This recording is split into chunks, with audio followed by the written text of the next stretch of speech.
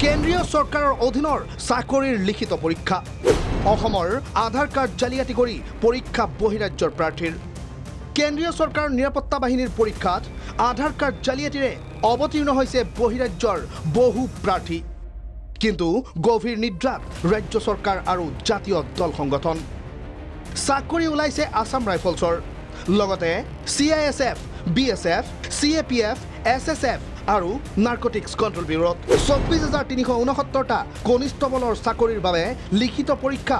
10 জানুৱাৰীৰ পৰা 13 ফেব্ৰুৱাৰীলৈ ৰাজ্যৰ বিভিন্ন প্ৰান্তত অনুষ্ঠিত হৈছে নিযুক্তি পৰীক্ষা পিছে এই নিযুক্তি পৰীক্ষাত অসম তথা উত্তৰ পূৰ্বাঞ্চলৰ প্ৰাৰ্থীৰ অংশগ্ৰহণ তেনেই তাকৰ বহিৰাজ্যৰ পৰীক্ষাৰ্থীৰে ভৰি পৰিছে পৰীক্ষা কেন্দ্ৰসমূহ গুৰুতৰ অভিযোগ অনুসৰি বহিৰাজ্যৰ পৰীক্ষাৰ্থী বিশেষকৈ উত্তৰ প্ৰদেশ বিহাৰ হাৰিয়ানা আদি ৰাজ্যৰ পৰীক্ষাৰ্থীয়ে অসমৰ আধাৰ কাৰ্ড জালিয়াতি কৰি পৰীক্ষাত অৱতীৰ্ণ হৈছে অসমীয়া নিবনুৱাক ৰাম ঠগন দিয়া এই অভিযোগ আমাৰ নহয় বৰঞ্চ পৰীক্ষা অনুষ্ঠিত কৰাৰ দায়িত্বত থকা টাটা কনসালটেন্সি সাৰ্ভিস লিমিটেড নামৰ তেজপুৰৰ এটা কেন্দ্ৰৰ দায়িত্বত থকা বিষয়াৰ মুখেৰে শুনক এই ভয়ংকৰ সত্য আগৰ দিনা দুজন ক্যান্ডিডেট আহিছে তো সেইদিনা দুটাৰে মানে সেম আধাৰ নাম্বাৰ আছিল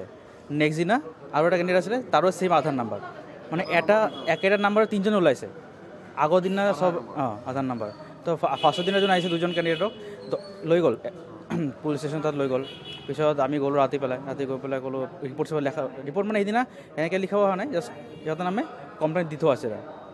নেক্সট দিনা যেতিয়া আমি আৰু এটা পালোঁ তেতিয়া কি হ'ল আমি লৈ গ'লোঁ দুপৰীয়া মানে সিহঁতৰ ডমিচাইল চেঞ্জ কৰিছে ডমিচাইল চেঞ্জ কৰিছে যিটো এডমিটত মেনশ্যন আছে এইটো আছে আপোনাৰ তিনি জেগাত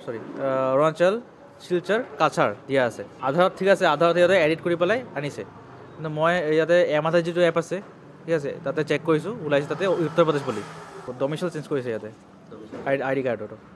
উল্লেখ্য যে কেন্দ্ৰীয় নিৰাপত্তা সংস্থাৰ এইসমূহ কনিষ্টবল পদৰ পৰীক্ষাৰ বাবে উত্তৰ পূৰ্বাঞ্চলৰ প্ৰাৰ্থীৰ কাট অফ মাৰ্ক 35ৰ পৰা 40ৰ ভিতৰত